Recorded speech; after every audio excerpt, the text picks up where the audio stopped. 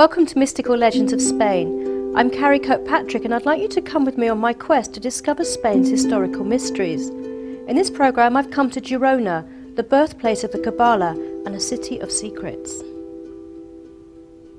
My journey began with a book called City of Secrets written by Patrice Chaplin. It tells the story of a young woman's adventure that led to the discovery of Girona's hidden mysteries and to the love of her life. Girona is a beautiful medieval city nestling in the foothills of the Pyrenees in Catalonia in northern Spain. I could see how this beautiful city had captivated Patrice, but could I possibly hope to retrace her steps? Would Girona share her secrets with me? I mean, it's literally the city that's sort of been airbrushed from history. And it's quite peculiar that. I mean, it's been inhabited since, time immemorial. You're talking the Iberians and the Romans and the Visigoths held Girona for a number of years. And the Visigoths, of course, sacked Rome and took with them all those treasures of Solomon's temple, allegedly, and went to the Pyrenees, so right in the vicinity of Girona. Patrice, can you tell me how your love affair with Girona started? Well, it started quite seemingly by accident when I was 15, and I hitchhiked from London with my friend Beryl. We were bohemians. Our idea was freedom and just to keep going, to keep moving. As long as the roads were different, we were happy. Anyway, from Paris we got a lift with, they were political, actually they were to do with selling arms, but we didn't know that. And they gave us a lift all the way down to the frontier of Spain. We had to run because the police were waiting for these three guys. So we had to run through the forest. We got a car sort of at the end of the day, and it took us into Girona, and it was, I don't know, it was like, I knew if I crossed the bridge and I went in, that was it. I would never be free. It was like finding an amazing fairy tale love story. The whole place was full of life and the opposite of where I'd come from, a London suburb, yeah. And we turned a corner and met Louise, who runs the art bar now. It's like considered the heart of Girona. And this other man who turned out to be Jose. And he had a hotel, which was where all the Catalan nationalists against Franco used to go. Dali used to go. There was a lot of people who supported the freedom of Catalonia, so they were part of that movement. And anyway, I fell in love with the city, and I also fell in love with the man, so that was that. That man was Jose Therese, a man who held the key to many of Girona's hidden secrets, and who would also become the love of Patrice's life. Girona housed many secrets, not least the fact that it had a Jewish heritage, an enormous Jewish past, which nobody knew about. It was covered over by order of the church. Jose always knew about it, and it was opposite where he lived.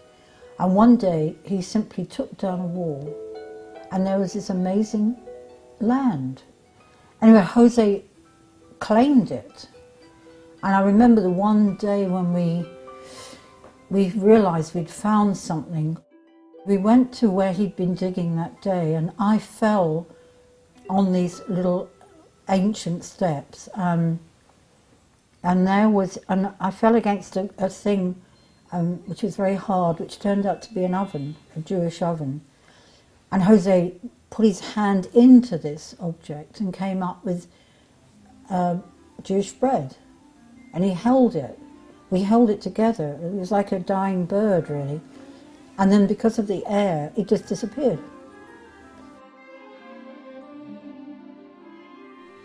What Patrice and Jose had discovered turned out to be one of the most important sites in Jewish history. This was the location of the original school of Cabala, an ancient Jewish mystical tradition. I'm in the Jewish Museum in Girona, and here in the courtyard is where Jose excavated the original school of Cabala, and this is the beautiful Star of David mosaic that he made.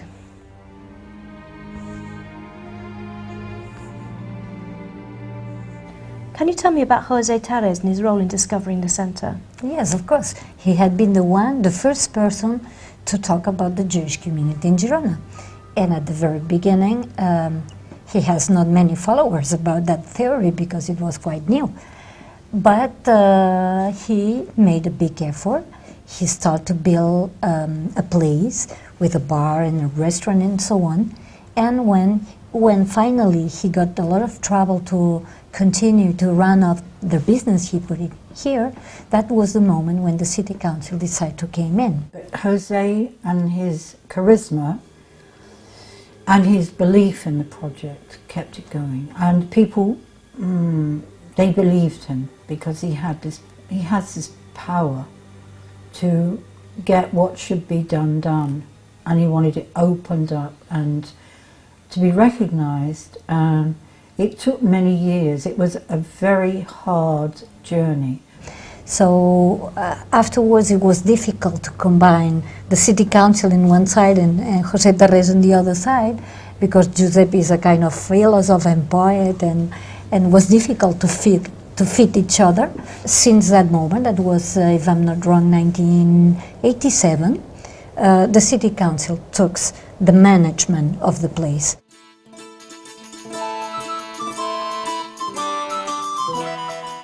And from this window I can see another one of Girona's oldest secrets, a walled up street which has been hidden for centuries. Perhaps the medieval scholars who walked along this path were deep in conversation about mysticism and the Cabala.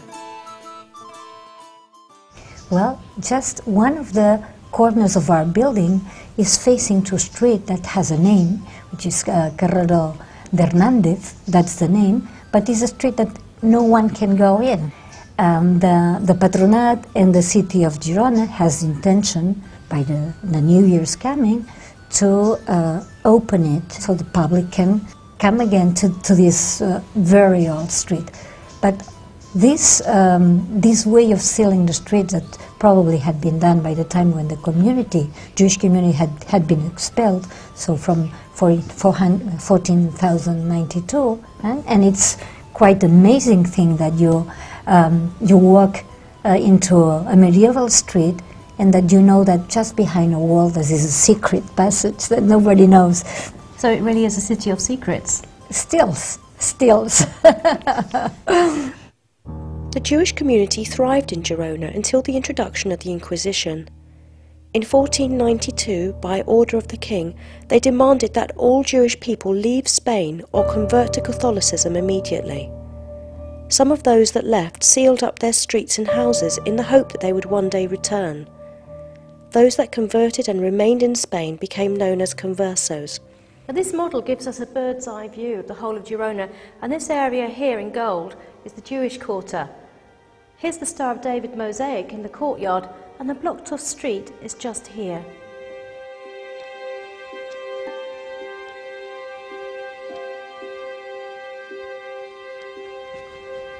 And here's the entrance to the street that was sealed up hundreds of years ago. I could see that the Jewish community in Girona had clearly been a very advanced and sophisticated culture. And here we can see that the Jewish community had a great deal of knowledge about astrology as well, as this diagram shows the astrological signs and their corresponding parts of the body.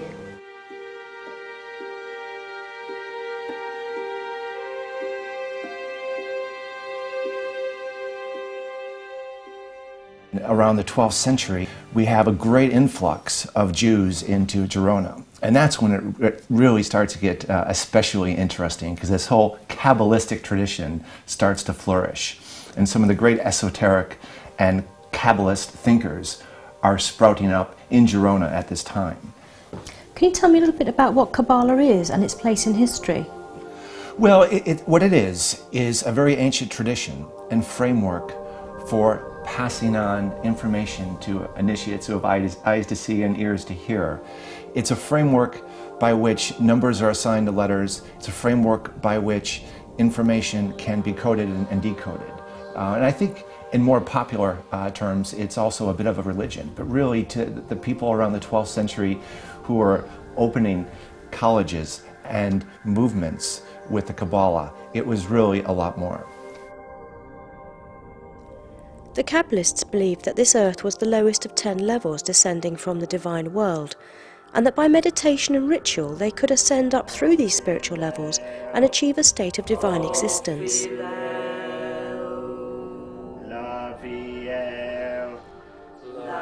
And does this have any relevance to the Cabala that pop stars such as Madonna are getting involved with today? It's really a very different thing. It's not at all the sort of trendy Madonna and going to Jerusalem and studying the Cabala, and that's a wonderful thing. But this is a completely different thing. It's an ancient framework for passing on and studying some very important information that is not meant to be consumed by the masses. So this city was the birthplace of one of the world's most significant esoteric traditions. I wanted to know more, to try and connect with Girona's mystical past.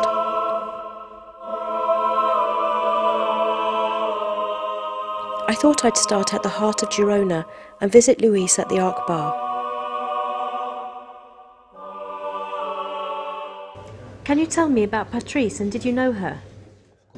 I was working as an official guide of the casino, and this day I met Patricia and Beryl. They entered the casino. I have shown them the cloister, the museum, and at 7 in the afternoon they said me, well, we are leaving you now. And I asked, where are you going? And Patricia said, we don't know, we are hitchhiking. We have no money. And I said, you have no money, but I have money to pay for you a nice supper. Come with me. And we went to a very not good restaurant, a very cheap restaurant. And after the supper, we have entered the Residencia Internacional. It was a little hotel that José Torres has made in the center of the old part of the town. And in the moment we enter the Residencia Internacional, José Torres was upstairs. He looks at Patricia, Patricia looks José, and this was the moment, in French they say, le coup de foudre. And from this moment, Patricia and Beryl enters his room. They stood there a week, 2 weeks, 1 month, 2 months. Then Louise revealed an amazing secret. She, with José Torres, they are finding the sangrial. You know what is that? It's a kind of glass with the Last Supper of Jesus Christ. Holy Grail. Holy Grail, yes, yes. This was incredible. Had the Holy Grail been discovered in Girona? I needed to know more. The Holy Grail has been really popular for centuries now. What exactly links it to Girona? The north of Spain, and in particular the Pyrenees, which separate the north of Spain with the south of France, is really where all the Grail traditions are. And what are the Grail traditions? They're part of the Grail romances that came out in the 12th and 13th centuries. And the first author of the first Grail romance, Cretin de Troyes, could not write about this thing called the Holy Grail until he went to Spain to visit the Kabbalist. And he studied with them, and he returned and was then able to write about the Holy Grail. So do you believe that the Holy Grail is actually a cup and was used in the Last Supper of Jesus Christ? Well, that's the conventional belief, that it is the chalice that caught the blood of Christ while he was on the cross. Most recently, Dan Brown and others have made popular the theory that it's a bloodline.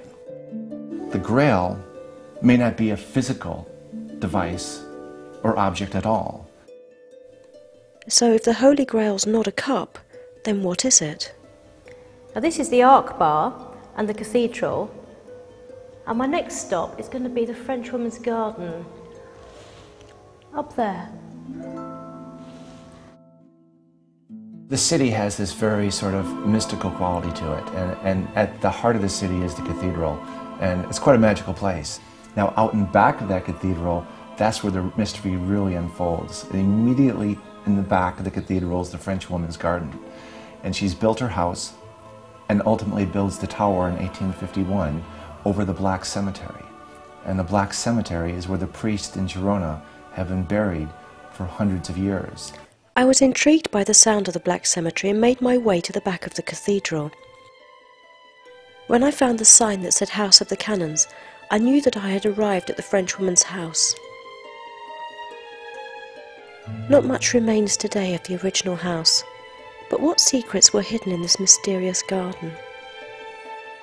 So what we understand is that in 1851 in Girona, behind the cathedral, they created the Torre Magdala, the Tower of the Magdalene. I could see in the corner of the garden that there had been another structure here, and old photos confirmed that there once was a tower. But why did the Frenchwoman build a tower in the corner of her house and name it after Mary Magdalene?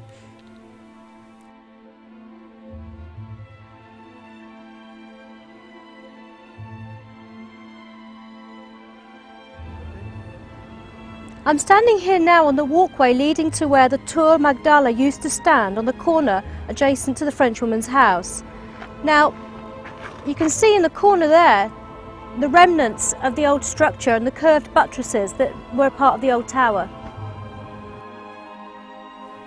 And could this tower in Girona have a connection to Rennes-le-Château? Rennes-le-Château is the inspiration for the greatest work of fiction of all time, Dan Brown's The Da Vinci Code.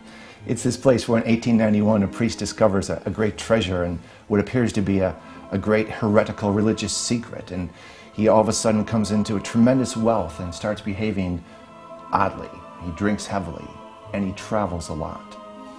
And we realize now through Chaplin's research that he was traveling to Girona. And what's interesting about that is that he's traveling to Girona to meet a French woman. That priest was Abbé Bérenger Saunier.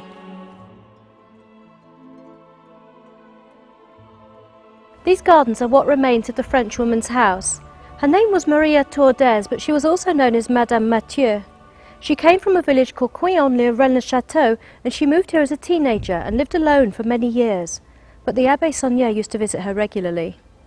The house with the tower was near the cathedral. No one took any notice of it, and there was an amazing woman there, a French woman living alone, seemingly. She was his friend, Saunier's friend, and he used to go there. And I have read some of her letters which show that she said in one of them, "I once loved a priest." The priest from Rennes-le-Château, who's coming down to Girona to visit the French woman, Maria Tordez, brings his architect with him. And his architect goes back to Rennes-le-Château and he builds a tower called the Tour Magdala. So you have two towers, one in Rennes-le-Château, one in Girona. They're named the same thing. They're pointed at each other across the Pyrenees. And the dimensions of this tower match exactly the copy that was then built in Rennes-le-Château. I was to discover even more secrets from the past within this beautiful garden. Another mystery of this house was that over many years a secret society used to meet here. It is the outline, if you like, or the essence of the Grail, the Holy Grail, which everybody spent decades looking for. It isn't in fact an object, it's not about gold bars. It is a ritual ceremony which had been housed in Girona for many centuries.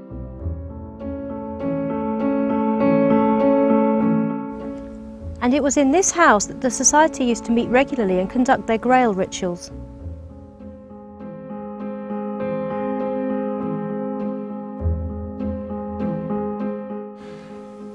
And in this ritual, the initiate will achieve an experience in another consciousness. Baruch Adonai, Elohei Israel, ki barayai. Shalom.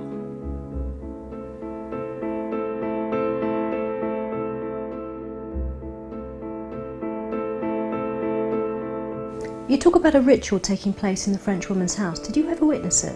It's the night when Jose said, "I love you," and I was 15, you know, and I was so happy. I just flew along those streets, and I ended up near her house. I'd already met her.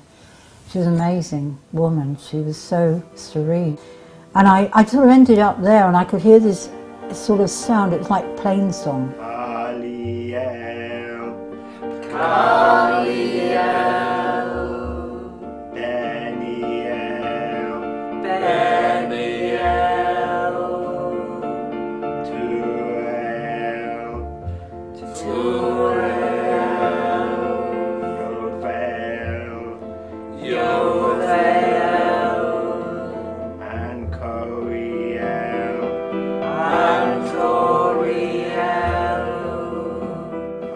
I thought it was coming from the cathedral, because the cathedral was just behind the house backed onto the cathedral. And I could hear this, and I realised it was coming from behind the shutters of the house, not from the cathedral.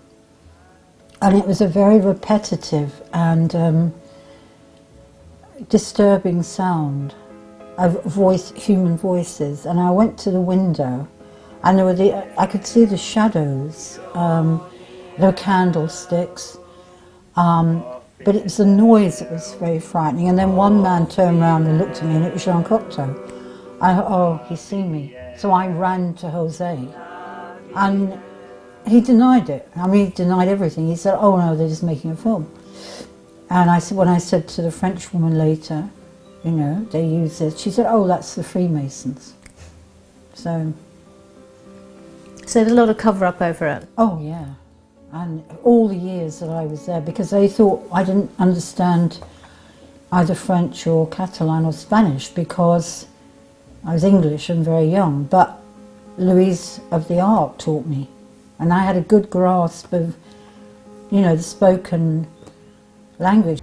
The area around this garden and on the other side of this wall was also known as the Black Cemetery, because this is where they used to bury the priests of Girona. And it's believed that the society had chosen this location for their rituals because it was already highly charged with magical energy. This is the house that Jean Cocteau and Salvador Dali and others were obsessed about, because they knew the significance of what was going on there. So have the custodians of this tradition always been Jewish or not? I've met individuals in the society, and it doesn't appear to be a Jewish tradition today. There does appear, from just what I've observed and researched, a prominent role in the society for women. Although Josep Torres has a prominent place, I think his place is due in part to the fact that he's the grandson of the French woman and the famous priest Bérenger Saunier. And when you look at Girona, it is this fantastic center of the Cabala. And Josep Torres is a very famous Catalan poet, but he's also, we've come to realize through some of Chaplin's research, he's a custodian of a private society. And the reason why this is interesting is this private society looks after a ritual that was acted out between Girona in the south and Rennes-le-Château in the north. The middle of those 2 points is the summit of Canigou. Can you tell me a bit more about Mount Canigou? Why is it sacred? Apparently it has a portal, which is an opening into other times, other energies, which is near the peak. People have known about it since the Phoenicians used to go there. They could have been coming for salt, because apparently there was salt there. But the local legends have it very clearly that they came to find the Grail. So my journey now took me to the sacred Mount Canigou. Well, I'm 3/4 of the way up Mount Canigou, and we've been forced to abandon the car because there's too much ice on the roads. So I'm going to have to continue on foot from here.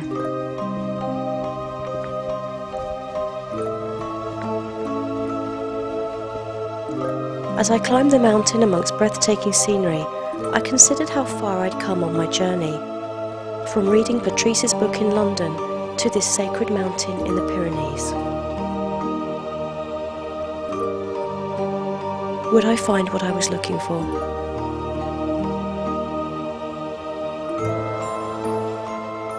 This is the summit of Mount Canigou, and this point is exactly halfway between the Tour Magdala that used to stand in the French Woman's Garden in Girona and the exact copy Tour Magdala that stands in Rennes-le-Château.